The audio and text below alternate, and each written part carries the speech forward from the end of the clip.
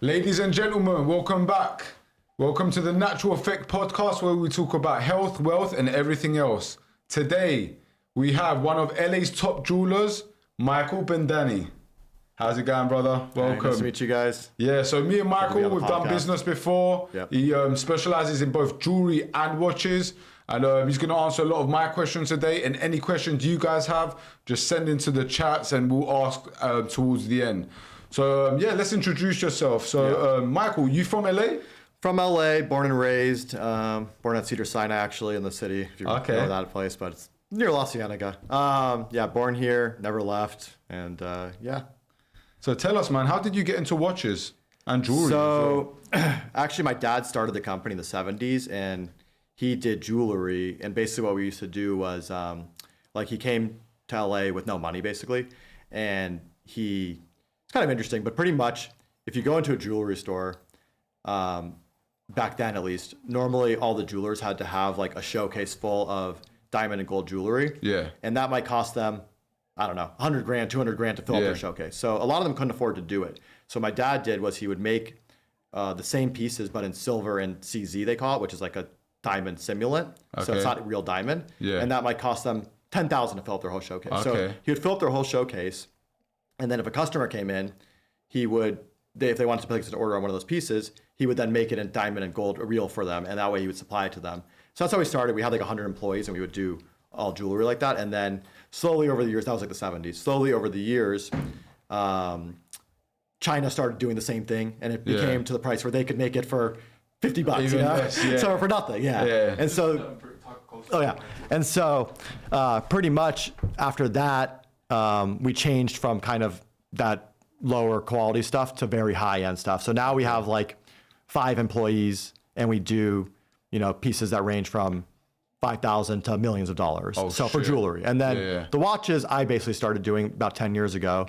And pretty much I got into it just because I loved watches. And I started with maybe I bought a watch like a Rolex President or something. Probably cost me $3 grand back then, and I sold it for 4 or something, I was like, oh wow, that was pretty cool. I made $1 grand, took me like 3 days, and then I started getting more into them, different brands and stuff, and over the years I just kind of built it up. Shit! So only 10 years ago you've been doing it. The watches. The watches I've only been doing for probably since 2010, so maybe 13 years. Okay, so the watches is the Time Lords. The watches is called the Time Lords, and the jewelry is Bendannie. And the jewelry is Bendannie, which is the family, business. And Time Lords is like my own business now, and the jewelry I also still do, but with my dad and stuff like that, and he's a designer that won, De Beers Awards and different awards and stuff. So we do some cool stuff like that. Anything like custom, big chains, big engagement rings. I do like celebrity stuff. So just different things like that. I'm definitely going to come because I wanted to get this chain done, but just a bigger version of it. Okay, that's cool. Get it definitely done, can do that for you. Is your dad into watches as well? My dad's into watches too, but he doesn't really, he's 70 now. So he basically is almost like not doing much anymore, but if it's like a really cool piece, he'll design it still. And like the watches though, not really much. But he likes yourself. I know you love both, but do you prefer one? I prefer watches. I prefer watches just because it's like more like I'll wear a watch and stuff. And jewelry, I don't really wear much. But I do like jewelry too. I like designing it, but most of the problem for me with the jewelry is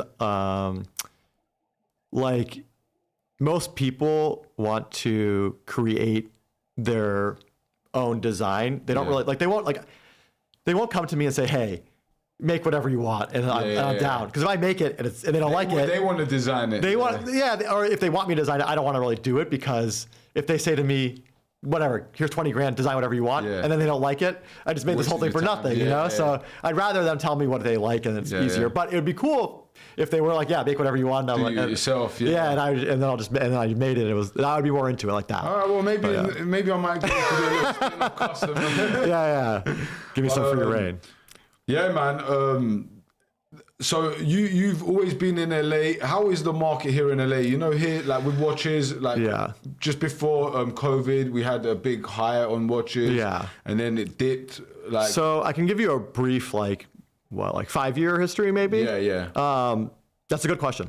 So right before COVID, I would say the watches were doing good, but when COVID happened, basically any Rolex sport watch like a Daytona, GMT, Audemars that are like Royal Oaks, Patek, like Nautiluses, Yeah. Aquanauts, those all went from whatever price they were, maybe to double, triple, crazy amounts. I remember, yeah. And you couldn't get them in stores. They don't, and it's still kind of like that now, but it went from being able to get stuff possibly to not being able to get anything. Yeah. The supply was down. They're not making as many watches. The demand's way up. People had money from crypto. What else? COVID, free COVID money. It's true. Crypto definitely. So all those crypto bros buying watches for 500 grand, not even caring what they paid. That were 200 grand 2 months ago, you know? Yeah, I remember like crypto guys buying Richard Mills. Buying Richard Mille RMs, they're paying whatever you tell them, they'll pay it. So it went up like that, and then I would say maybe 2022, it kind of started coming down. And I would say right now, those watches that went up like crazy, like 3x, probably came down 30, 40%. Yeah. And so I think it's kind of bottomed out. So I think it's kind of a good time to buy stuff right now. But it's the prices that people ask are still a little high, but you can get good deals if you look out for one. So. And do you think the market will go back to where it was before 2020? Or I think it will, but it'll probably take about 5-10 years or something like that. Yeah. I think then it will probably be back to normal, or be back to like that pricing. But I think also the new watches will go up in price, so that kind of helps it out, because every year Rolex raises their prices maybe 10% or something. Yeah, so this year, this year they already raised. So that a lot of my watches. So that kind of makes the pre-owned stuff go up too. So if and then there used to be, like when I first started, the trend was vintage watches. So there was these old Rolexes, maybe they were like the 50s, the 60s, the 70s, that people would pay any amount, like crazy amount of money for. They just kept going up. Kind of like what happened during COVID with these watches. It just kept going. And then one day there was like the real estate bubble, 2008 or 10 or something, and then it all died. And so vintage watches are still not like, are they really? They're still expensive, but they're still like, so it did go up after it died down, kind of like what will probably happen with the modern stuff. And it's probably back to what it was, but it never really kind of like reclaimed its like dominance of like, it was crazy. Like there was, because you're saying like in 2006, 2007, it was just skyrocketed. It skyrocketed. They went down, and probably it's a little bit above those prices now. Okay. And so I think that will be the next cycle, is going back to that possibly. I mean, you never really know for sure, but that would be my guess. So I always tell people, if you want to get into stuff now, go into those watches, because they only made so few amounts of them, and they're never making them again, and they're just getting worse, like just more destroyed. Supply and demand at the end of the day. Supply and demand, and there's barely any of them. So there's these old GMTs and Daytonas that people paid maybe in the 70s a couple $100 for, and they might be worth 20 grand to 200,000 to $1 million now. So those I think are a good pick if you get the right one. And the modern stuff, I think it will come back to, but it will take time. But yeah, a lot of the people like I knew that bought watches for 400 grand, like those crypto guys and stuff, like they're upside down like crazy. I'll be honest with you, I have a decent collection, but I'm lucky that I bought everything on retail. Yeah. If you bought it all on retail during this time, then you were good. You were golden. Like, don't get me wrong, like there was a lot of my friends who actually I hooked up around me who went and bought a lot of retail, and they managed to sell on the higher, right? Yeah. And I was sitting there thinking, I should have done it, but at the same time, I'll wait out. And I like my collection as well. If you like your collection, I always say buy the watches you like. Don't buy them for, just for resale purposes or something like that, because then you end up just like getting in this mode of like, oh, should I get this watch because it's good? You're not even buying what you want anymore, It's true. So, talking of investments, we're going to go back onto watches, but we don't have... you're actually the first jeweler we've had on our platform. I know you're the best man to ask this. I know a lot of people buying gold bars, but right now, a lot of my business friends, I would say, are telling me to buy silver now. Yeah, what would you say? So that's also a good question. Historically, gold and silver kind of both are like inflationary tools. So, when times are bad, or like there's nervousness in the air as far as like wars, things going bad, COVID and stuff like that, inflationary times, like right now we have crazy inflation. They're good in these times. And I would say I'd allocate a portion of my money to it, but I wouldn't go crazy, because at the end of the day, like even gold, for example, like it's 2,900-ish an ounce right now. Yeah. And like maybe 6 months ago it was 2,000. So it went up 50% or something. But in the scheme of things, all these assets like Bitcoin and stuff also went up too. So, there's here and there for it. You would have made more money from Bitcoin still. Obviously. You would have made more money from Bitcoin still. But gold is very safe. It's a good flight to safety. You can, you could have a gold bar like this big, and it could be worth 100 grand, and you could take it with you. It's true. And so that's why people like the watches too, because you can kind of have a lot of money in a small thing. So if you need to, if you do need to like flight, if you need to get out of the town or something, gold's good. Diamonds used to be really good. Now they're still good because you could carry a really large amount in a small, like a diamond, you could have $5 million in a little thing this big. How is the price of diamonds? Would you say that diamonds are really down right now because of they made those fake ones. Yeah. So they make lab grown diamonds, which is basically in a lab they'll create it, and so it is a real diamond. However, they make it in a few months versus in the ground it takes thousands of years. So so basically that killed all the market for diamonds. I would say under 2 carat or something like that. Okay. And so, you know, all those stones that used to be 10, 20 grand, now they're like half the price. Because a lab grown, you can get for $100, you know, something, nothing. And it's the same thing, it's a diamond, but it's not natural from the earth. So the people that have a lot of money, you know, can spend 100 grand, 200 grand on a stone. They still want a natural one no matter what, because they have the money for it and don't care. Yeah. But the people that used to, you know, middle class that used to buy $10,000 stones, they don't want to buy it anymore. So it killed that market. So the diamonds are pretty tough right now for that. But yeah, gold I think is a good investment. Silver, like you were asking, I think did not go up as much as gold. So I would say if it catches up to gold, then you have a good thing there. And you know, silver, the only thing I would say about silver is that if you want to buy or sell silver, you're probably going to pay a bigger margin for stuff like bars or whatever. Versus gold, you'll pay a smaller margin. So if you buy and sell, you're going to lose a little bit more. But you can get a lot more silver for the price of gold. So you can have, you know, a thing of silver this big and it equates to one thing of gold. So that part's kind of cool. I reckon gold's probably a better bet then, I would say, right? I think gold's a better bet, but you know, it's personal opinion. And there's no right answer. It's all 10 years from now, we'll come back and then I could be completely wrong. So who knows? But yeah. So what's your favorite aspect of working as a jeweler? My favorite aspect is probably, I mean, if I'm selling something, if I'm making a custom piece or if I'm doing a watch, you know, I kind of get joy in just like helping out the person and like when they're happy, like it makes me happy. Because I also buy from the public. And so like there was a long period of time where like during recessions and stuff where people were desperate for money. And that's like more sad, you know, or divorces if they want to sell their ring and stuff like happens. So it's kind of sad. Especially in these times. So I don't really enjoy that process of it. Like, I can make money doing it, but I more enjoy selling to someone or like them custom making a piece. And it's like, it's cool. You're making someone's dream come true or whatever. So if it's a wedding ring, like, you know, that's what I enjoy. And then I also enjoy like, you know, if there's a new watch that comes out, I like getting it and checking. So that's cool too. And it's fun, like if someone brings me, like if someone wants to sell something and it's like a random watch that I didn't expect, and they're like, that's cool too. So like, you know, some people will bring me a watch from the 70s, like an old Rolex, and it's like, they don't even know it's worth a lot of money. And I'll tell them, I'll be like, dude, you have like $100 grand watch here. They thought it was $50, you know? I don't even know. So that's cool. Stuff like that. You must see that a lot in LA as well, right? Old money.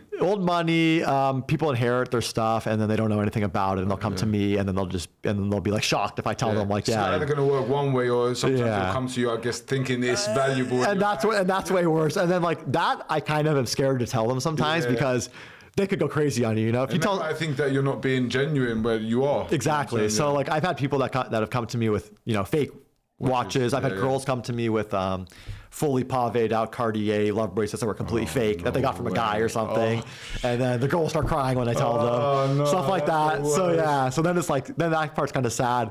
And then like, like you said, maybe they don't believe you. And then you're just like, do I tell them? Like, and so usually I'll be like, listen, do you want me to be the bearer of bad news? Or do you want to like go around and like do your own research? I don't want to say what I say if you're gonna think I'm a liar. What's the craziest like fake watch you've come across? Craziest fake watch? Like probably I had a guy come to me with a Nautilus that had papers, a real movement, a real dial.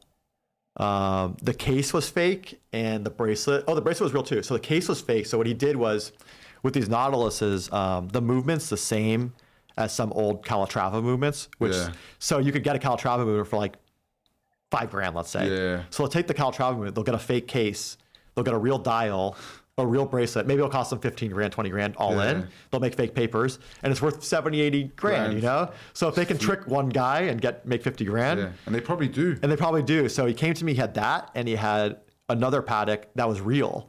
And it was completely real. So I never knew if he was trying to scam me or if he got scammed. And I leaned towards the fact that he probably didn't know, but then he still got scammed out of his watch. And told him I think what the case was, and I didn't say I can't buy it, you know, because he wanted me to buy it for. It was worth like 80. He wanted me to pay like 50 grand. So that was my first red flag. Oh, bro, too cheap. I think he knew. And so then I started thinking, he probably knew, but I didn't want to say for sure. Yeah, you can't say for sure. And his other watch was a $300,000 Patek. So so I was like, I don't know either. He brought me that one too to try to make it kind of like kind of seem like a good deal. Yeah, and then legit, you check that one, it's legit. You go check the other one. It was pretty good. Like the only reason I noticed was because on the back of the case, there was like a small gap where there wasn't supposed to be. And that threw me off. And then you can take out the case and actually check the stampings and stuff like that. So I eventually did that and then I realized. But well, guys, listen. So all you guys, celebrities, rappers, a lot of my friends making a lot of money right now, entrepreneurs, do not go buy a watch privately without a jeweler. Exactly. And it, bro. And even some of these jewelers don't know. Like, a lot of them are new to the game. Like they've been in for 2 years and they. I don't think they're doing it intentionally, but it can float by them. So really, you need someone who really knows what they're doing. Even I'm not even going to mention his name, but even there's a Beverly Hills jeweler. Yeah. Oh yeah, I know who you're talking about. And I'm not going to say the name. Streamers and stuff, and it's like he overcharged one of the streamers, which is fine. Whatever you do your prices, even though we know you're calling the guy, but he sold my friend Scott Storch. Yeah, Scott Storch. Okay. Yeah, he sold him a fake Nautilus. Oh my God. There's a guy up the cobblestone one. I won't say his name, but in Beverly Hills, and in his window, half the watches are fake, and he sells them, and he pays. And I think, I can't say he knows for sure, but I think You must know, man. And the thing is as well, when you get called out, my mate Scott called him out, and I don't think nothing's been sorted from that. But it's unfortunate. But like I tell you guys, if you guys want to go out there buy timepieces, it's not a joke. I even tell people go buy cars, go take a mechanic. It makes sense. If you're going to buy a watch, you go with a top jeweler. Exactly. Simple, man. And even if you, let's say you think you're getting a deal and it's $5,000 cheaper or something on a $50,000 watch, it's like go pay $5,000 extra 10% or something, and get someone from a legit source, and be at least you don't have to ever think about it again. So true. 100%. I've had horror stories of people coming in to me with fake watches a lot, and it's pretty common. Where are they coming from as well? China? I think mostly China. And there's even like these. There's these clones now. They're like they might cost $1,000 or something, and so. To the eye, I don't think I could even tell. Like from here to here, I don't think I could tell. And even up close, it's tough. So when you open the movement, I could tell maybe in 15 seconds or something. Let's bust a myth today because, like when I was growing up, before I had any money, the whole myth, celebrities, they'll go buy the same watch in fake and wear the fake one out. But I think that's bullshit, right? I would think that's bullshit. That's bullshit. I would think that's bullshit. Guys, that is a myth. I don't know no rich people. I don't know any rich people who go buy the fake version of their real watch to wear out. I agree with you. Do you get what I'm saying? To be honest with you, here in LA, no one really wears the timepieces no more because of how things have become. I agree with you. I think if anything, they would just not wear anything. And I think I've heard that same myth with really like Birkin bags, where these girls will buy a fake Birkin of their real Birkin and they'll leave the real one. That one might be true. I don't know. But like in the Hamptons and stuff, like they'll have 10 Birkin bags that are all fake, and they'll have the real ones too. Well, and they have crazy money. But with that one, it makes a little bit more sense because. Like a watch, you could beat the fuck out of it and you could clean it up. Like, you want to keep it good, like an expensive watch, but like these, like you said, a top CEO or something, does he care that his watch is worth a little bit less or something? Like he's not going to go buy a fake watch to do that. So true. I think that's a myth. I think that was a good one. Yeah. All right, cool. So I want to go through the brands because, a lot of people put different brands on different levels. Okay. For me, there's a clear... I don't know. Yeah.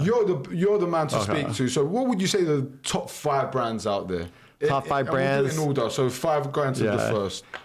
So I guess it depends on what criteria you're talking. Scale, like luxury. Like just whoever makes the best watches, no matter what price limit. Yeah. I would say Patek is up there. That's they're probably 1, 2, 3. There's a few that I would say are up there, and it's hard to say which one's the best between them. FP Journe, which is like a sleeper that a lot of people don't know about. They actually make probably one of the fewest number of watches, and they have a store. They have a few different boutiques. They have one on Sunset Boulevard, and they'll actually you got to go have appointments with them, talk about different things 3-4 times, go into like these, what do they call it? Like, not like a meeting, but they'll have like these parties, events, and you go, you got to show your face, and then they'll eventually give you a watch, you know? And it might be, your first watch might be $200,000, I don't know. And that's like, and they won't sell you like I had a friend that went in there and he wanted to buy like a plain black watch, like black dial, whatever else, you know? They're like, no, black, that's like your third watch. Like, you can't get a basic watch. You got to go buy. Sounds worse than Rolex. Oh yeah, way worse than Rolex. Worse, yeah. So they're pretty up there. Like I don't like that type of game. So to me, that's annoying, but like I wouldn't go through it. I get the marketing behind it though. Well, I get the marketing behind it, and some of their watches, like maybe they're, you know, $100,000, $200,000, they might be worth $1 million. So like you can send their elite watches as well. Yeah. So like if you could get one from them, you know, people will really try. So I kind of get why they do it, because they want to limit people from going to resell them. And then I would say, Patek, FP Journe, RM, you know, I think they're really top. Audemars, Breguet is up there. I mean, pretty much like within that range, like they're kind of all similar. Have crazy. They all have crazy movements. Like with RM, is it true? I don't know if it's a myth, but they don't make their own pieces. Like they put. So RM, the guy started from, he was at Audemars. Okay. And he left to start his own company. I believe Audemars has a stake in them, and so I don't know which parts are made via who. But I mean, I thought they made all their own stuff, but I could be wrong about like the individual parts or something like that. But I do know Audemars owns a stake in it. And I think that's how he kind of like took off. Like, I think that helped a lot, because like you got Audemars behind you. Yeah, of course. Yeah. So I think he could do whatever. He had the free reign to go make whatever he wanted. So he was probably the first one to kind of like, from what I remember back then, because I bought one of the first, I have the second one they ever made, RM002. And someone brought it into me, and I didn't really know about RMs at all. And she had like 6 watches on the table. There was a President, some other watches, and she wanted to trade it in for something else. And like, look at this one. I was like, I don't know what this is. Toy. I thought it was a nothing, you know? And then she's telling me how much it costs, and I was like, huh? And I looked it up, and I was like, oh, wow, it is. Okay. But I was like, back then, their brand was not really anything. So I was like, I can give you like a small, you know, like the trade value, it can't be that crazy. And so I took that, and I kept it for this whole time, because like, I was like, wow, this watch is really made well. And like, there's no watches like this. Like, the most expensive watch I could think of back then was like maybe a Nautilus, like all rose gold, and maybe they were like $60,000, you know? And that was like the coolest thing back then. And then like this one, I'm like, this comes along and it's, you know, it got a tourbillon, it's like 100-something thousand. I was like, that's crazy, like $100,000 watch. And so I still have that. I think during COVID they were up to like $1 million. And like now it's way back down. But yeah. What do you reckon, 6, 7? I think maybe, I don't know, maybe 400 or 500. It came down a lot, Still though, that's I'll still hang on to investment. And back then, so mine was the second one they ever made. Back then, the first one they ever made was not that much different in price, and I should have probably switched. I probably should have sold that one, bought the first one, because it was the only one. That one's probably that was priceless. I don't think you can even find. Yeah, you can barely find them. If they come up at auction, I don't know, maybe $1 million or something, That's maybe more. Crazy. So, and back then it was like a $20,000 difference. So I was thinking about it. I was like, I should just fucking trade this. And pay $20,000 more, that's the first one ever, because there's going to be barely ever there. But I was too lazy. You could never know either, innit? I could never know. It was just my gut instinct, and at least you got it. At least I kept the 2. So so that's cool.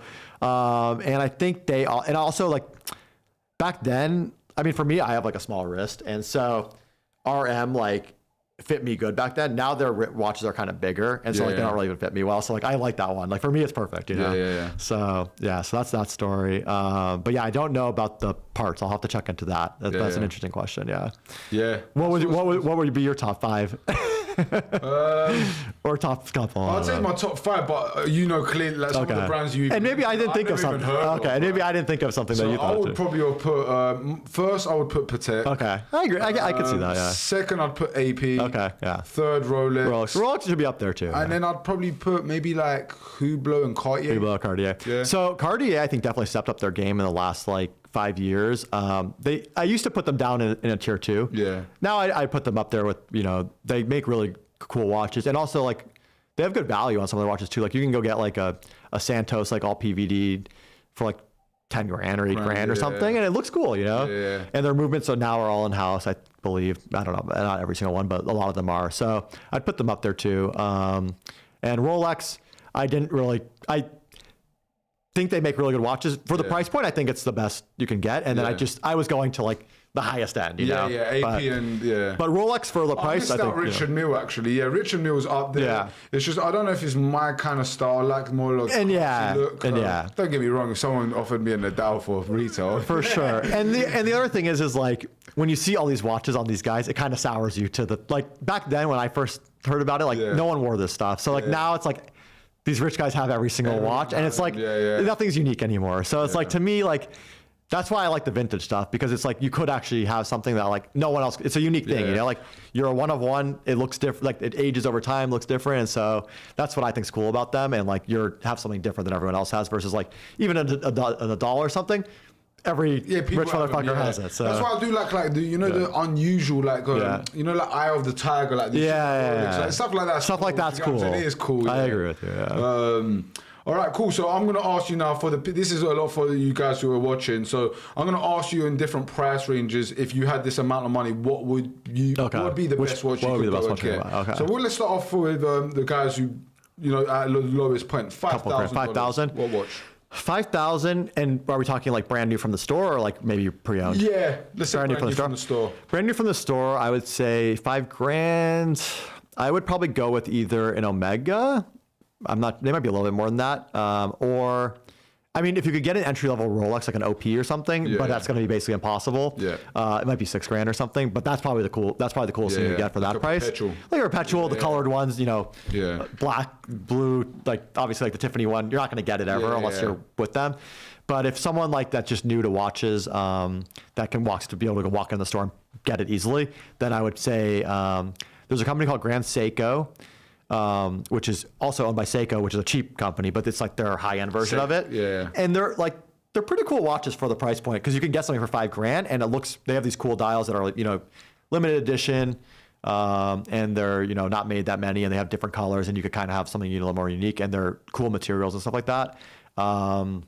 Omega, like I said, you could probably get something for $5,000. Tudor, you could probably get something pretty good. There's three good brands right there. There's three good brands right there that I would say, like you're gonna, you might lose a little bit more percentage-wise if you ever want to resell it.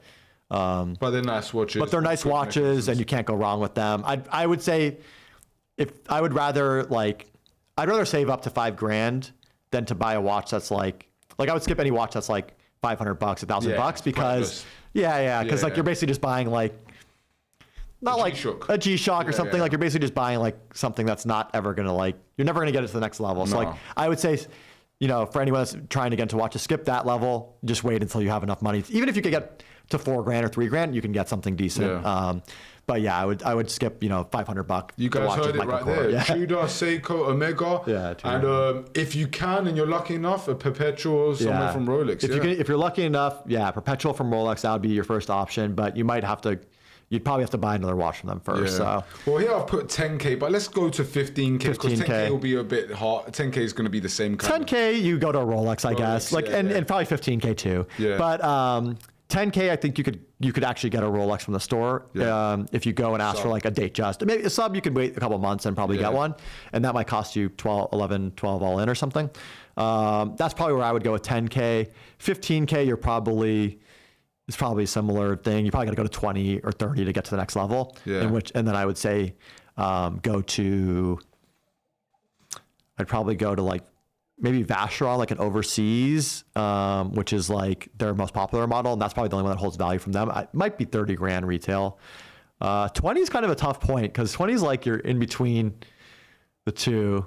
You're probably still at Rolex. Yeah. How much is I forgot the Daytonas. How much do they retail? No. The retail of the Daytona is like $15,000 or something. But it's worth double on the resale, so that's why you're thinking 30. So you're right in the 30. Yeah. And that one, I would say. No, I said 13. I meant 13. Oh, 13. Yeah. The Panda. Yeah, Panda 13. Plus, I figure with tax or whatever. Yeah, you're right. It was around 15, 16. 15, that went high and then dropped down as well. Yeah. So that one right now, you're probably still 23, 25, something like that. And then I don't know when you got it. Was it the older? About 7 years. 7 years ago. Okay. So they made a new model like last year. Yeah. And that one's going for like 30, 32 or something like that. What would you prefer out of the old and new model? New one? They're almost identical. The only thing about the new one is they changed the movement slightly, and I think the case like is slightly different. But you basically like if you put them next to each other, it's a beautiful piece. Oh yeah, it's a beautiful piece. So the Daytona before the one you got, because you have like the ceramic bezel and all that stuff. So I think the Daytona before that, people either like that one the best or they like the one you have the best, and it's kind of debatable. Like I think yours is cooler, and I think 20 years from now people will go for that one. I think that's a really cool watch. The Panda. So nice. When you're wearing white as well, it's beautiful. And so just a tidbit about the Panda, like it's kind of what you were saying. Like it's kind of what I was saying before. Like you can't walk into the store and get it. Like that's going to be the hardest watch to get, and it's probably going to be you might be buying for 3, 4, or 5 years before you get one, and you might spend I'm a couple. Lucky, bro. I'll be honest with you, and I'm not dropping the knowledge. If you got to connect, then you can get. Then you can skip all that stuff. The lady who's the manager at the Rolex where I deal with, which you guys are never gonna find out, she's Greek. Oh, okay. And there's not many of us, especially here on the West Coast. So when we connected, she's super cool. Okay. So she sorted it out. But and also there is something to like. I don't want to discourage everyone from trying to go, but like there is something to if you do go. If you have a connection with the salesman or something, you might get lucky, and so like you never know. You might as well shoot your shot, go in there, try. What's the worst that happens? You know. Would you reckon drop him a drink or not? I would reckon. I'll do a little something, innit? You know, I'm just trying to give you guys. Not many people are gonna give you these tips. These tips are If you're gonna go retail and you think you're just gonna go there, someone offers you something and then you just grab it. You can, if you don't drop a drink, they're not gonna deal with you. Exactly. Again. And I would also say like, don't ask for the Daytona like the first time you go in there. Like they're gonna be like, what's wrong with you? So.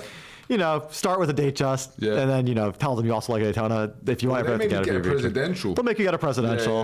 But that's not bad. That's not bad. I still love it. The President's a great watch. Yeah, that's not bad. It's when they make you buy 5 ladies' watches or something, and then you go, shit. Well, you know what? At the time, I had a girlfriend, so you had to go to You're like, wait a minute, maybe I did buy a ladies' watch. Oh, that's the President. Okay. Cool. And 100K. 100K, I'd probably go Paddock. I would just go straight there. You could go AP too, but I would go. I mean, but also same thing. Like you're not gonna get it. But dream watch.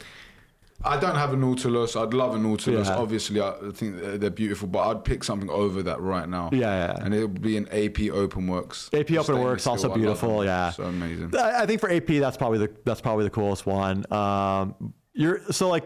I always am forgetting. So like even a Nautilus is only like, from the store, I forget. It's way cheaper, but I was thinking $100 retail or whatever, but I was thinking like the rose gold one or something. I would, if I could get that at retail, I would take that, or I'd go like OpenWorks, AP stainless steel skeleton or something. Well, this is an interesting question. Or about right now, if I asked you, would you rather have $1 million cash? Or would you rather have unlimited amounts of retail? Ooh.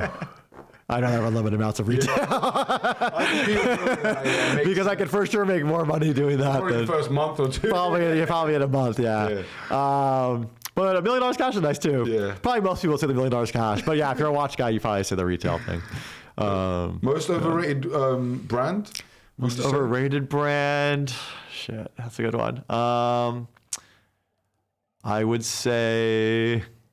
You put it in your top 5, but I'd probably say Hublot maybe. Hublot, okay. And underrated? Underrated, I would say... Have to be that FJ. FP Journe is really underrated. So FP Journe is kind of like for like the biggest watch nerds essentially. Like you're like got real money basically. Real money and also like really into watches. Okay. Like you're more into like the details of like how it works and everything like that than the watch and stuff. You don't even care about like the how money necessarily. So it's like really for the watch snobs of the world.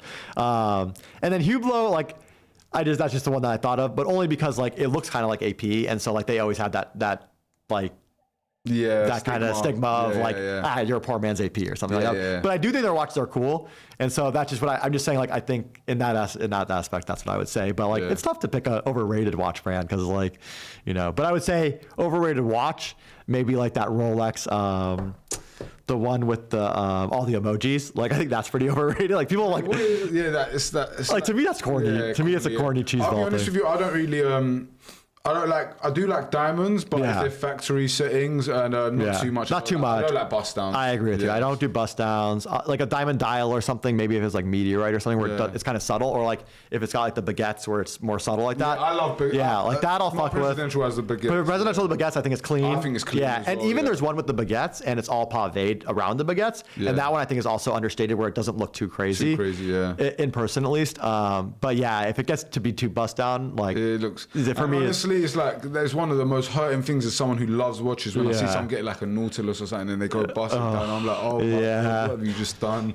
That's a shame. Yeah, it's a the rapper's influence. It's a rapper thing, or like I don't know who else. But what I tell people, especially like the men who are watching, and you know, a lot of you guys gonna go make money. If you really want to get taken serious in the world of business and up there, trust me, don't go buy bust downs. And you know, it is down to what you like and want. And if you really love bust downs, then go get yourself a bust down. But I'm telling you, if you're doing it for getting other respect from other men, honestly, other men are not really going to respect it, men who have money. Like when I see someone with a bust down, I just put them in the rapper circle. Yeah. And that rapper circle, a lot of times, a lot of broke maneuvers and I agree with you. I think the rappers did learn over the last like 10 years though, because when they went to go sell their watches, they realized they lost so much. They can't even sell them sometimes at all. And I think also if you're trying to do it to like impress a girl or something, I don't think that's worth it either. So to me, you're gonna impress hood bitches. They don't even know what they are. Exactly. So it's like. Well, also as well, 6ix9ine. He was like they were auctioning his jewelry. Oh my God! Bro, do you see how cheap it was? It was all. Crazy. Oh, I didn't see how cheap it went for, but it all looked like stuff that I wouldn't even pay 1 cent for. You know. That's what I was going for so cheap. Yeah, that's why I went for so cheap. But like. There's an ask for every seat, like a car dealer says, and so you know, there's some guys out there that want it, and like you said, like if you love it and you understand that it's like not a great investment, then go get it, whatever. But like wear it for yourself. Don't do it to impress other people. Others, I agree with you. Yeah. Okay, so can you share a project that you are particularly proud of that you've worked on? Like jewelry or watch? Jewelry custom. I've made some like there's stuff that I've made that's like sentimental for people that I thought was cool. I've done some like, celebrity stuff that I can't really say that I thought was really cool. Is there any celebrities you can mention that you've done any pieces for or worked with? I don't think they'd care, but I don't know. So but yeah, I've done some big stuff for them. And like, to be honest, like most of them are pretty easygoing about it, which is nice. But then again, every once in a while you get one where it's hard to get a hold of them sometimes, and then you're just like waiting there, and you're like, okay, like do you even want this thing anymore? And like I don't know, so stuff like that. Paid for it already? Sometimes. I had one recently where like, so I'll say like what I was supposed to sell them, but like basically they wanted this watch that was a Cartier, and it's like $300,000, and so like I didn't have it, but I said I could find one, and I found a couple. Yeah. And I was actually going to make no money because like the price they were wanted to get for it, and like there wasn't really any money in it. So like I found one, and I was like, I found this watch, but like when it's this good of a deal, like it's gone fast, so I need to know, and I can't like pay out for it and then wait for you to wire me. Like I got to get the wire first. And so she's like, okay, like I talked to him, it was the manager. Yeah. And she's like, he wants it, like he's going to take it. I go, okay, get me the wire, She's like, okay, I'm going to email the money manager right now. So I got this email from I put my wire info there. I don't hear back for days, And so I'm texting her. I'm like, hey, like, just so you know, like, I don't care, but like the watch is probably going to get sold because it's such a cheap price, Yeah. So I need to, like, what's going on? Like if you don't want it anymore, just tell me. Yeah. And so like eventually I hear back, and she goes, yeah, we do want it, blah, blah, blah. And then I go, well, now the watch is sold. And it was gone, So like stuff like that kind of is annoying, but other than that, it's been mostly She's got to lose out at the end of the day if you don't pull the trigger. You don't pull the trigger. Yeah, you got to pull the trigger when someone tells you. I mean, I think a lot of it is like they're busy and stuff. And so like to them, there's no care in the world, Like, I don't, like, they don't care if like they put me out, Nah. But... And if she's super rich, which obviously she is, in her head, she'll go find another one. And that's what they thought. And I told her, listen, I said, there's 2 more if you want them. They're $100,000 more, Yeah. And then they're, I don't want that. I don't want to spend $100,000 more. So, and I go, well, yeah, you should have bought the one I told you, So yeah, that part's kind of funny. And then I'm thinking if there's anything else I made that was kind of like cool. I did some cool stuff for a guy that, this was like 10 years ago, but maybe now it's not that hard, but I took he had his guns, and I took the whole case or whatever, and we made them in solid gold. Oh, except for like I think the firing pin, like one other thing that you couldn't change. But that was pretty cool because like dope. then you're holding like maybe it cost like and he probably made good money on it because that was 10 years ago, so gold went up, you know. Yeah. And so I think back then I charged him like 20, 30 rand a gun. Yeah. And like now there probably was more than that in gold in there, you know? Shit. So yeah, those came out pretty cool. And they were all hand engraved, like old, cool guns, you know? Nice. So that was a pretty cool one. Yeah, I'm trying to think if I made anything else that was like really cool. I can't think off the top of my head. People But ask you for custom watches or not really? custom watches, I try to steer them away from. But like what I do is like if they want like, so like I've done some cool ones where like, let's say they want to change the dial or the bezel or something, and I'll keep the original. And that like, let's say they want to change the color or something, I'll keep the original. And that way, at least if they do want to go resell it in the later time, you can put it back to normal. And you're not like, because I always tell them like, listen, if you just change it and you don't have that stuff, you know, you're going to be it's down actually value. the same as this watch we've got right here. So this watch comes with a leather case, and I know it's just the band. The band. Yeah. But when actually Patek offered it to me, I said that I don't really like this watch. And like the band, I would tell someone that's no big deal. Like change your band, even if you want a non-aftermarket one, even if you throw away the original one, that's well, you know not what? They actually made me a custom Patek band. So I think I don't know if it's worth more because of that. I don't know. Do you get what I'm saying? But they made me that band. Well, that's cool. I'm guessing it's a 1-on-1. Yeah, I mean, listen, I never heard of them doing anything like that. So yeah, if they did that for you, that's cool. Because I said to them, you know, they knew I was a vegan, watch. So yeah. Oh, okay. Yeah, so I was like, you know, I would never wear them. So what material is this? I do have the leather one at home. Yeah. But this is it must be like it's like a material. Yeah. Like a hard material. Yeah, it's interesting. But this is like it's a vegan material. Yeah. Okay, cool. Yeah, that's funny that I didn't even think about the fact that they don't really have it. Like, I mean, they have like some rubber watch stuff, like they're rubber, but it might not go, but not, but not for that one. Otherwise, it's probably leather or alligator or something. So yeah, that's cool that they did that for you. It was alligator. Yeah. That's interesting. I didn't think about that. Yeah, that's cool. I'm surprised more of these brands. I mean, I think some of the bags and stuff they started going more towards vegan, but I feel like they all should just go towards that. Yeah. I mean, I get like, to me, like I've seen the vegan leather versus like the real, and to me it's like indistinguishable. So it's like I think there's no point to it anymore. But I think maybe there's some. But there's a lot of people who are like tops go like, no, I want the real one. Yeah, they want the real. They want the alligator. Yeah, they want to know that there was a dead thing on there. Exactly. Yeah, that it took more work. They had to go hunt the alligator. Favorite 3 timepieces, if you had to. Favorite 3 timepieces. Damn, that's also a hard one. I would go. So for me, like I'm wearing an Aquanaut. I think, you know, that's my favorite one just because, like I was telling you earlier, it fits me. Like for my wrist, I have a small wrist. Like I'm like 6.75 inch wrist or something like that. So for me, it wraps around perfectly. It's really comfortable. I probably wouldn't wear, like, even if you gave me a more expensive watch, I'd probably rather wear this. Yeah. So that's my top one. Second, I would probably go... Maybe I'd go like a Panda like you had, something like that. Third, I'd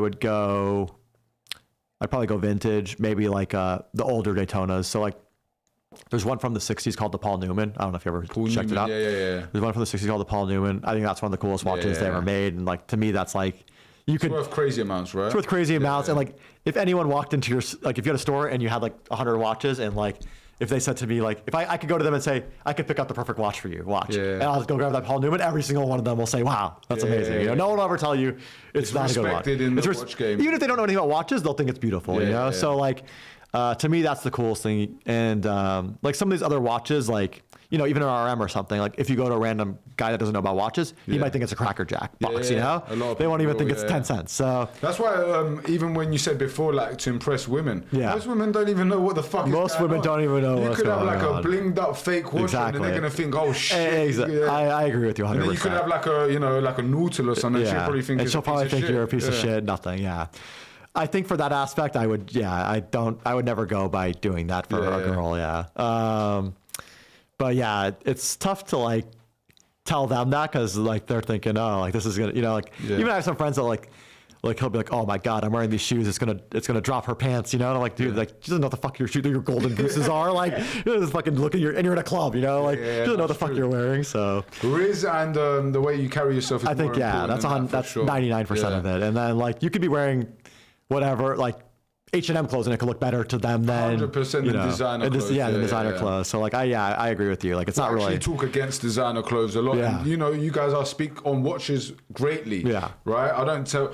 a lot of people out there go buy watches when they don't have a pot to piss in. Yeah. Don't tell you guys to do that. Yeah. However, watch is always going to be a good investment. Exactly. It's beautiful to have if you have money, but Yeah. designer clothes, done. I'm telling you guys, I've spent shitloads. I've even got shitloads still left in my cupboard. Yeah. It is a fucking scam. It's a The scam. biggest scam, designer clothes. I'm telling you. You're better off finding a nice cotton, 100% cotton brand out there or something nice and simple and just fucking with them. I'm telling you. Yeah, I agree with you 100%. The designer clothes, like, I mean, like, listen, same thing as the other stuff. If you like have the money to burn, you don't care that it's like. If you like that and that's if you your like thing, that, that's do your it, thing. yeah. Go buy it. But I think you could do just as good, like you said. And look clean you without- could look cleaner, maybe even. You Yeah. know, so So you were saying about the wrist sizes as well. There's actually one watch I had that yeah. I'd probably worn it once. Okay. And it's down to the wrist size. And it feels was stupid a down here. deep blue sea. Oh yeah, Bro, it's like 44. it's like 43, 44 And millimeters. it's small, It's a but, monster. bro, it's a monster. It's a monster. You know what I'm saying? It's That's crazy. for like Hulk. 6'4", 300-pound guy. Like you got to be a big dude. So one of the natureholics in the future. Yeah. To give you that. So The deep sea was like, I mean, you got just to give you guys a little history, but basically the deep sea was meant for going down in like submarine level depths, you know, like down into the water. As far as James Cameron, like there's a James Cameron one who's like, he did Avatar and some other things. He actually partnered with them on different watches to see how far they could go down. Shit, I didn't know so that. like that watch can go down further than you die going down, you know, like you're dead. And I don't dive. So. Yeah, and you don't die. You couldn't even go you couldn't even dive far enough down to break this watch. test Like it, even a yeah. submarine, that's how far you got to go down. So it's made really thick, and it's really not for like wearing. Like to me, that's an uncomfortable It watch. reminds me of Joe Rogan. Joe Rogan, I Rogan used think to wear it all Joe the Rogan, time. I could see wearing it. And he's not even the biggest guy himself. And if him, it probably doesn't look that crazy on his wrist. Yeah, He's a big guy. he's a big Joe. dude. His wrist probably is. Yeah. His wrist is probably big. Wrist is yeah. probably big. Yeah. So what advice would you give to someone who wants to get in the field of, because honestly we Yeah. have so many of the guys who love watches and Yeah. want to get into selling watches or jewelry itself. What advice would you give to those guys? Jewelry is tough. If you're trying to like do your own designs and make like a brand or something, I would say like just don't bother. Like it's kind of like 1 in a million that is successful unless you have a big following already. Like so, it's pretty much all comes down to your name and your marketing for jewelry. If you want to do like your own brand, like let's say you want to make a new line of like men's rings or something. Like I've had people because I manufacture jewelry and I'll make the line for people that want to do that, and I'll always tell them the same thing. Like listen. It's not really a great idea. It's a really risky business unless you're already have the clout. Like if you're established, you have a name out there or something, and you already have people that will like a audience. Then sure, you can do it. And you can probably be successful, but you could probably be successful in anything. Then if you have the name like that, so that's that. Watches, I would say you actually could get into even without any knowledge or anything of it, and I would say you should start by. Like look around, find watches that you like, and then like let's say you really love a certain watch, like let's say it's a Rolex Submariner, just to take an example. That's like an easy watch to sell. It's not that crazy priced. You could go buy one, and like you could scour the internet, you know, negotiate with people, try to get one for 10 grand, whatever. Let's say. Even if you can sell it and make no money, you'll go through that experience process of how to, you know, sell it. And so you'll learn, you know, what marketplaces to go to, how to reach out to people. Like you can do different dealers and see if you can make, even if you can make $200, like you don't have to make much money on your first couple. And then as you learn, you'll learn the prices, you'll learn, you know, how to sell better. You'll learn how to buy better. And you build up a network of. You'll build up a network. So even if you're not making money in the beginning, like even if you make $0 and you're selling watches, you might have that customer come back to you for another watch, and that one he might not care, and you might make. You say you $100. yourself, you've sold tons of watches that you've made no money on, or even maybe. I've sold like I've done a lot of consignment stuff where like I've made no money on just to help the person out, and like it usually was from a case where like I took the watch on consignment, like it wouldn't really sell, and then like. The price had to be lowered, so I'd feel bad and just be like, "Hey, listen, like, because like, let's say I'm making 10%. So like, if it's a $5,000 watch, I'm making $500. Like, and then like, let's say it has to be sold for $4 grand. Like, if I feel bad, I'll just say, "Hey, listen, $500. Like, just take the full $4 grand and like, don't worry about it." Or like I said, like if it's like a celebrity or something, like sometimes maybe I'll work on less just to like kind of get them as a client, make the connection. And then like the watch game in general, like it's a very small margin thing. So like.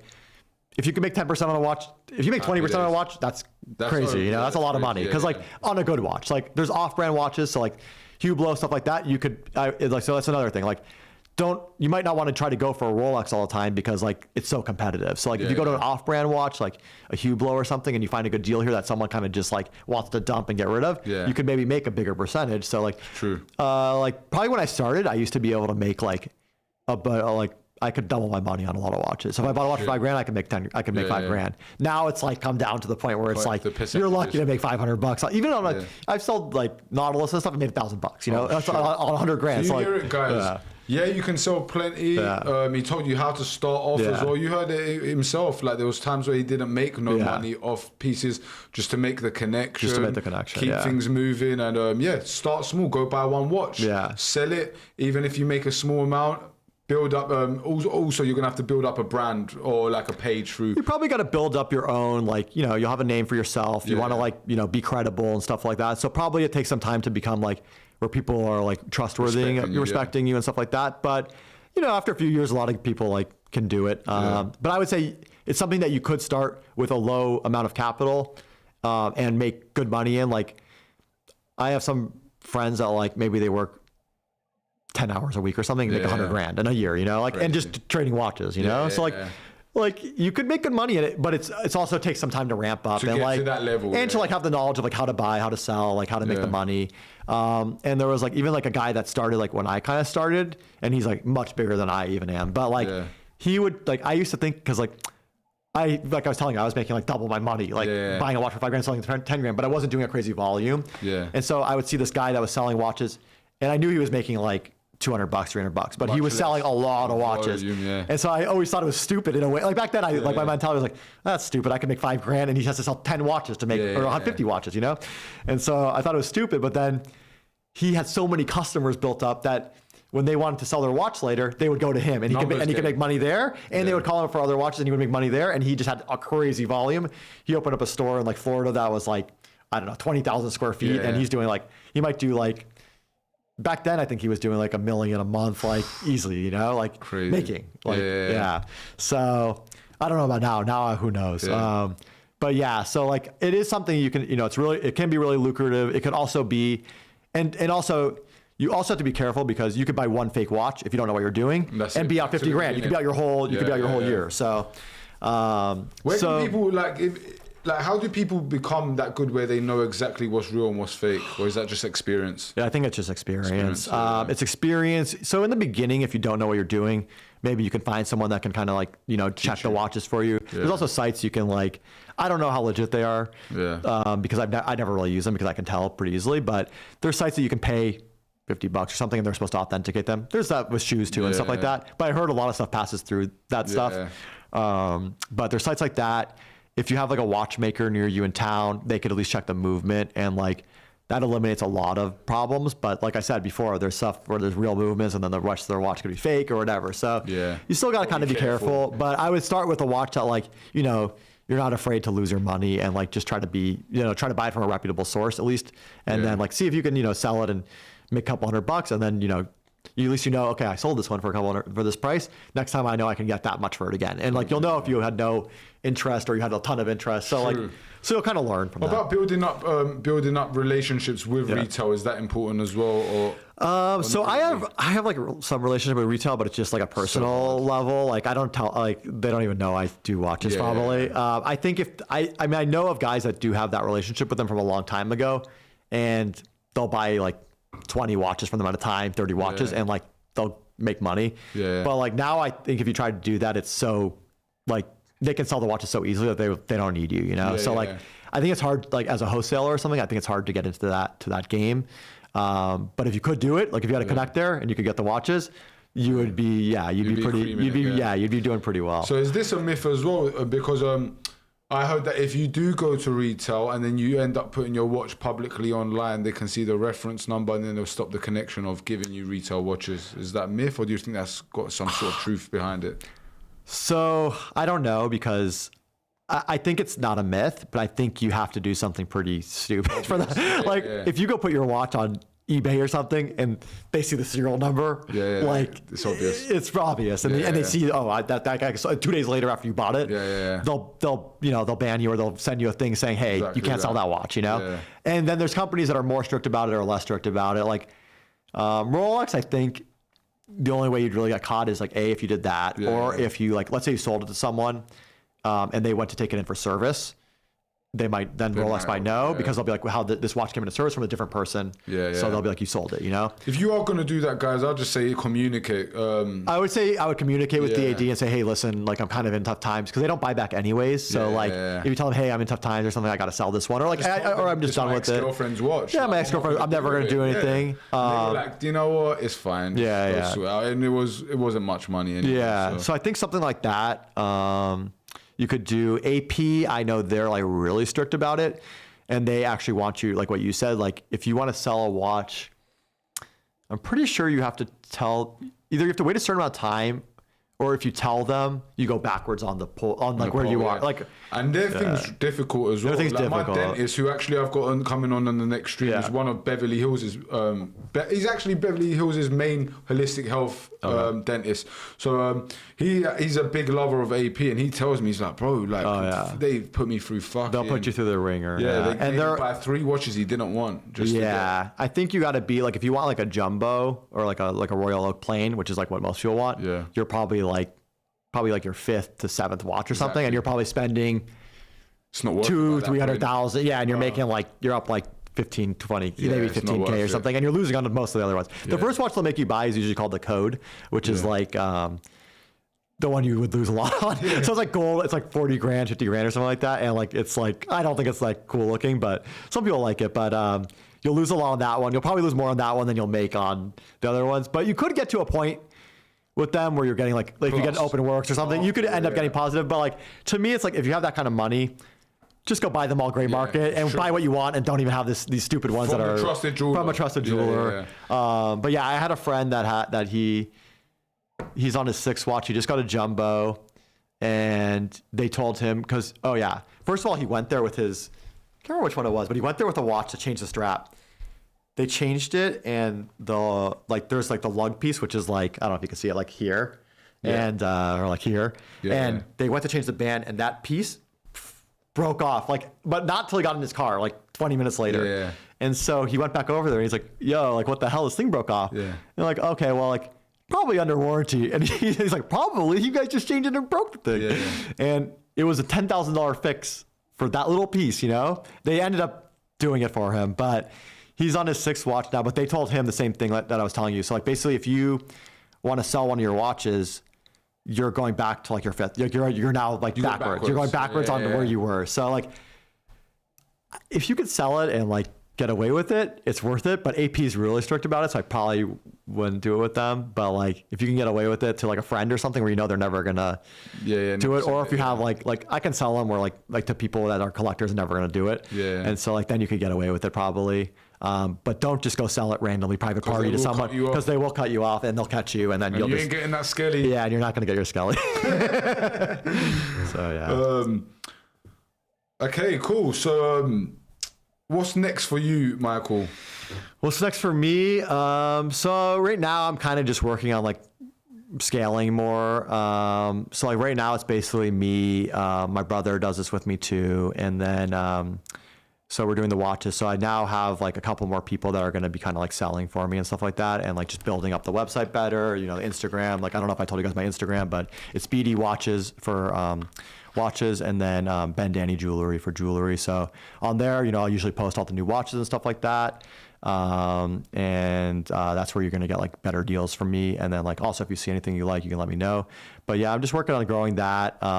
Probably I should work more on like, you know, not a podcast, but like maybe some social media stuff. You know, like I'm fine with networking, but like also like I'm not really someone who loves being on camera, but like I should do more social media and stuff like that. You've been great today, man. You dropped so many gems to the people.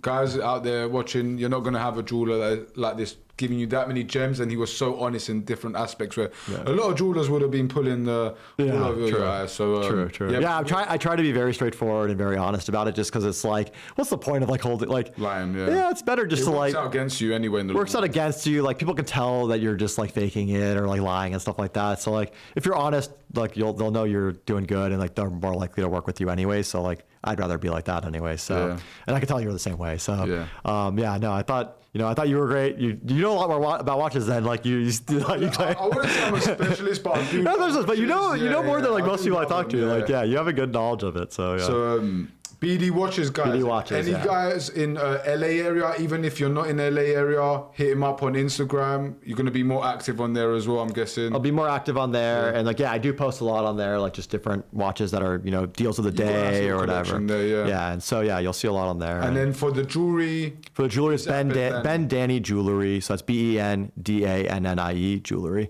Nice. And there I just post like either signed stuff, Cartier, love bracelets, also my own designs, so like different stuff like that. And then you could also like DM me if you want to custom make anything. I can pretty much make anything. So yeah, anything like that. And then I also do for the watches, I can buy your watch. I can also consign your watch where like I sell it for you, and I take a very small percentage. So that's also good if you guys have any watches you want to like get rid of and you don't want to deal with it, and you want someone you don't want to get scammed out of all your money. Someone sends you a fake check or who knows, So I take care of all that, and at least you'll be happy and you don't have to worry about it. And guys, he personally does it for me. Yeah. So trusted here in LA, top guy. Whether you're looking to buy, sell, any advice, make sure you hit Michael up at BD Watches and Bendannie. Before you go, we're going to give you a 2-answer questionnaire. We appreciate you being here today, man. I know your time is valuable. Yeah. Okay, so I'm going to ask you, I'm going to mention 2 answers and you just pick one out of the 2. Okay. So Rolex or AP? AP. Patek or Richard Mille? Patek. Patek or AP? Patek. Okay, so Patek one. Yeah, I go Patek. Sub date or sub no date? Sub no date. No date, yeah? Surprisingly, I know. Yeah? I think it's a little... So I've got a no date, yeah. I just think it's cleaner a little bit. It's cleaner, yeah. And I think the date is more common. I don't know. Yeah. I mean, like, they're both great watches, don't get me wrong. But yeah, if I had to pick, I would take the no date. Hulk or Batman? Shoot, that's a hard one. I'd go the new Hulk or like the Starbucks one or the old Hulk? No, the old Hulk. The old Hulk? I go Hulk. Old Hulk. Old Hulk's amazing. Yeah, old Hulk's amazing. I really like the Starbucks one. The Starbucks one I wouldn't go with. Yeah. Panda or the Black Daytona? That's also a tough one. I'd go Panda by a very slim margin. Yeah. They're both toss-ups. They're both beautiful. Yeah, they're both beautiful. Yeah. Nautilus or Aquanaut? Surprisingly, I go Aquanaut. Me too. You just don't see that many Aquanauts, and like I said, like that's what I'm wearing right now, and that's the most comfortable watch for me. So like, I would go Aquanaut. Gold or white gold? That's also tough shit. Probably that one depends on the watch, but I'd probably mostly go white gold. White gold, yeah. AP Openworks or Platona? AP Openworks. Yeah. Rolex Rose Gold Prezi or Rolex Gold Prezi? I would go gold. Gold. And what's your favorite Prezi like dial? Yeah, your favorite dial within the Prezis. I like that baguette, the baguette one. Yeah. That one goes hard. I like the numerals or there's a one that they made for there's one with a meteorite dial that they discontinued. The meteorite one. Or actually they might still make. I think they're making it platinum maybe, but that one I think goes hard. I like the meteorite ones because like it's kind of cool that's from the Earth and like they have one meteorite that they found I don't know 20 or 30 years ago or something, and once that's gone, it's gone. So that thing's kind of cool to me. They used to make a meteorite Daytona. That's the one I thought was the coolest. I tried hard to get that, and it was tough, but that one, and then there's also a dial that they made for the Oscars that I think is pretty cool. That's kind of rare. Nice. It's like a blackish. I don't know. You could check it out later. If you type in Oscars president, you can see it. Yeah. That one's cool. Okay, Hublot or Cartier? Cartier. Classic plain watches or bust downs? Classic plain watches. Yeah. That was a good discussion. Nautilus 5711 or 5712? Ooh, that's tough also. I'd go 5712. 5712. All right, well, guys, it's been an epic stream. We're going to clip farm the shit out of this stream, and you're going to see us across everywhere. Thank you for tuning in with us, and in the future we will be doing another stream together. Next time it's going to be not here, it's going to be in probably at my house if you want me to be honest with you, and we'll get the watches out. Yeah, and I'll bring a bunch of watches and then we can check them out. We'll show you guys. Cool. Give us a couple months. Give us a couple months and we'll get that going for you guys. Appreciate you guys locking in with us. Any questions from the chat? Or we covered pretty much everything, right? Yeah. So yeah, guys, if there is any questions, hit it up on the clips that we bring out, and we'll answer the questions on the next stream. So yeah, we'll catch you guys next time. Thank you very much. Take care, guys.